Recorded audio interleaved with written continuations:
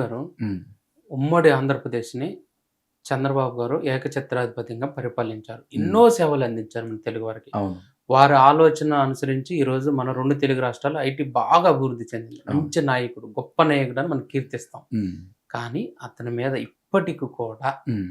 పిల్లనిచ్చిన మామని చంపాడనే ఒక వాదన అనేది ఇప్పటికి కూడా వదలకుండా వాడుతున్నారు. ఎందుకు చంద్రబాబు నాయుడు గారు ఆ! ఇప్పుడు కూడా ఆ నిందను ఎందుకు మోస్తున్నాడు? జాతకంలో ఏదైనా యెస్. ప్రాబ్లమ్ ఉందా? ఎగ్జాక్ట్‌లీ. అంటే కుజకేతువులు అంటే భస్మాసుర యోగం అని చెప్పాం కదా! అంటే దానికి అక్కడ జరిగిన ఎపిసోడ్‌కి కర్త, కర్మ, క్రియ ఎవరు అవునన్నా కాదన్నా ఆయనే. ఓకే. ఓకే. దానికి కొన్ని కొన్ని అంటే దానికి సంబంధించి కూడా కొన్ని మాటలు పడాల్సిన అవసరం కూడా ఉంటది. ఓకే.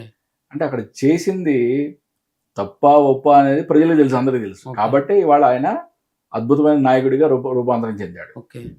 అవన్నీ డిస్కస్ చేసుకునేవి కాదు. అంతేనా కదా! హ్మ్. ఒక మహానుభావుడైన నాయకుడు ఆయన ఎన్టీఆర్ గారు. హ్మ్. సరే ఆయన దగ్గర నుంచి పార్టీ వచ్చింది. తర్వాత చంద్రబాబు నాయుడు గారికి వచ్చింది. ఆ ఎపిసోడ్ బాధాకరమైన ఎపిసోడ్ ఆ హ్మ్. పార్టీ పరంగా. హ్మ్. కానీ ఈ యోగం వలన, ఈ భస్మాసుర యోగం వలన ఈ యొక్క మాటలు పడటం అనేది ఈయనకి తప్పదు. ఓకే. అది 100% అది అది ఆ యోగం ఉందని చెప్పా కదా ఫస్టే నేను మీకు అందుకనే.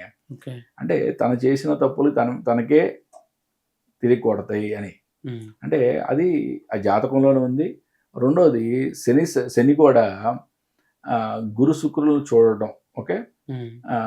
అది పెద్ద ప్రాబ్లమ్ కాకపోయినా గానీ, భస్మాసుర యోగానికి ఈ శని యొక్క ప్లేస్‌మెంట్ కూడా కొంచెం బూస్టప్ ఇచ్చిందని చెప్పొచ్చు. ఓకే. అది. భారతదేశంలో ఎంతోమంది నాయకులున్నారు. హ్మ్. భారతీయులను ఎంతోమంది పరిపాలించారు. ఒక్క ముఖ్యమంత్రి టెక్నికల్‌గా ఆలోచించాలి. ఆ! ఐటీని డెవలప్ చేయాలి అని హ్మ్. ఆలోచించి, దాని గురించి ఎంతో శ్రమించి మన తెలుగు రాష్ట్రాలకు సేవ చేశాడు. అవును. ఏ గ్రహ ప్రభావం చేత హ్మ్. చంద్రబాబు నాయుడు గారికి ఇలాంటి ఆలోచనొచ్చి మళ్ళందరిని అభివృద్ధి పరిచారంటారు?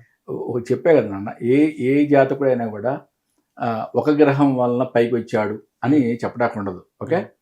కానీ చాలా ఇంపార్టెంట్‌గా అంటే మనకి ఇంటెలిజెన్స్ పవర్ హ్మ్. అనంగానే ఫస్ట్ నీకు మన బాడీలో ఏ పార్ట్ గుర్తు రావాలి? బ్రెయిన్. బ్రెయిను. హ్మ్. అంటే జాతకరీత్యా చంద్రుడు అంటాం. ఓకే. చంద్రుడు ఉచ్చ క్షేత్రంలో ఉంది. ఓహ్! ఓకే. మరి రవి ఉచ్చ క్షేత్రంలో ఉంది. రవి, చంద్రుడు ఉచ్చ క్షేత్రంలో ఉండడం అంటే చాలా అద్భుతమైన యోగం. ఓకే. చాలా అద్భుతమైన యోగం అన్నమాట. హ్మ్. మరి లాస్ట్ ఇయర్ ఎలక్షన్‌లప్పుడు మనం మాట్లాడుకున్నప్పుడు గోచార గురువు హ్మ్. ఈయన యొక్క జన్మ చంద్రుడి మీదకి ట్రాన్సిట్ అయింది అని చెప్పాం. అంటే హ్మ్. దాన్ని పాక్షికంగా గజకేసరి యోగం లాంటిది అంటాం. ఓకే. అంటే లాస్ట్ ఇయర్ ఆయన ఎలక్షన్ టైంకి ఏ విధంగా ఆయన చక్రం తిప్పాడో చూసారు కదా! అవును. హ్మ్. మొత్తం సెంటర్‌లో. అంటే జాతకం ఈ విధంగానే పనిచేస్తది నాన్న. హ్మ్. అంటే ఏ గ్రహాలు చాలా అద్భుతంగా యోగకారకంగా ఉన్నాయి. హ్మ్. అంటే ఈయనకి మెయిన్ ఇంపార్టెంట్‌గా చంద్రుడు ఒక మైండ్ ఇంటెలెక్చువల్ ఎంత అద్భుతంగా ఉందంటే చాలా అద్భుతంగా ఉంది. హ్మ్. అది ఎప్పుడైతే గోచార బలం ఇంకా పెరుగుద్దో అప్పుడు ఆయన చాలా అద్భుతాలు సృష్టిస్తాడు. ఓకే. ఓకే. ఆయన అంటే లైఫ్‌లో ఇప్పుడు ఈ ఈ డేటాని మేము కరెక్టా? కాదా? అని చెక్ చేసుకునేప్పుడు లైఫ్‌లో కొన్ని ఈవెంట్స్ చెక్ చేసుకుంటాం. హ్మ్. చెక్ చేసుకున్నప్పుడు నేను ఫస్టు చెక్ చేసుకున్నప్పుడు వాళ్ళ యొక్క లైఫ్ ఈవెంట్స్ హ్మ్. ఎంతవరకు యాక్యురేట్‌గా కలుస్తున్నాయి. ఓకే. కలిసిన తర్వాత మనం ఓకే. ఇది ఈ డేటా కరెక్టు. ఓకే. ఓకే. ఒక ఇంటర్వ్యూలో కూడా చాలా క్లియర్‌గా చెప్పా. హ్మ్. చంద్రబాబు నాయుడు గారే వచ్చి మురళీకృష్ణ వేసిన డేట్ ఆఫ్ బర్త్ నాది కాదు అన్నా కూడా నేను ఒప్పుకోనని చెప్పా. ఓకే. ఓకే. ఎందుకంటే ఆయన యొక్క లైఫ్ ఈవెంట్స్ అంత అద్భుతంగా కలుస్తున్నాయి. అంటే వాళ్ళ తల్లిదండ్రులు రాయకపోయినా చంద్రబాబు నాయుడు గారు ఇదే రాసుకోండి. హ్మ్. 20 April 1950 me date of birth అని చెప్పదలుచుకున్నాను నేను. ఓకే. గురువుగారు చంద్రబాబు నాయుడు గారిని మనం పరిశీలించి చూస్తే ఆయన జీవితంలో ఒక ముఖ్యమైన ఘట్టం ఉంది. హ్మ్. Alipiri bomb blast. అవును. ఏ గ్రహం, ఏ సిట్యుయేషన్ నుండి ఇది జరిగిందంటారు? అంటే ఈ క్వెషన్ అంటే జా జ్యోతిష శాస్త్రంలో ఏంటంటే ఇంపార్టెంట్‌గా ఆహ్, ముందు చాలా వర్కౌట్ చేయకుండా ఇమ్మీడియేట్‌గా నువ్వు అడిగిన క్వెషన్‌కి సమాధానం చెప్పడం అనేది ఉండదు. ఓకే. ఓకే. హ్మ్. అంటే ఇప్పుడు నువ్వు అడిగిన క్వెషన్‌లన్నీ కూడా జనరల్ క్వెషన్‌లు కాబట్టి నీకు సమాధానం చెప్పాను. బట్ ఇది ఇన్సిడెంట్‌కి సంబంధించింది. హ్మ్. ఓకే. ఆ డేట్‌కి మనం గ్రహస్థితులు ఎలా ఉన్నాయని బేరీజ్ వేసుకున్న తర్వాత మాత్రం చెప్పాలి. కాబట్టి ఏంటంటే అవన్నీ మనం వర్కౌట్ చేయకుండా మనం మాట్లాడటం కరెక్ట్ కాదు. ఓకే. అంటే ఇప్పుడు అందుకే నేను చెప్తా కదా ఎప్పుడు కూడా నేను. అంటే కొన్ని జనరల్ సంబంధించి సహజమైనవి అడిగావు. ఓకే. హ్మ్. దాని గురించి చెప్పేయగలుగుతాం. హ్మ్. జాతక చక్రాన్ని చూసి చెప్పగలుగుతాం.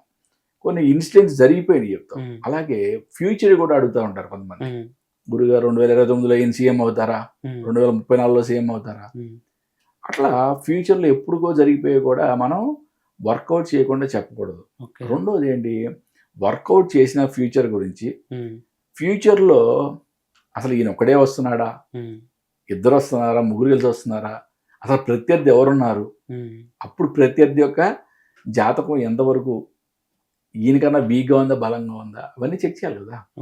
ఎప్పుడు కూడా అట్లా ప్రతి విషయాన్ని మనం ఇన్స్టెంట్గా జ్యోతిష విశ్లేషణలో చెప్పకూడదు. ఓకే, దానికి పర్మిటేషన్స్ ఉంటాయి. ఆ పర్మిటేషన్స్ ప్రకారం మనం పోవాలి.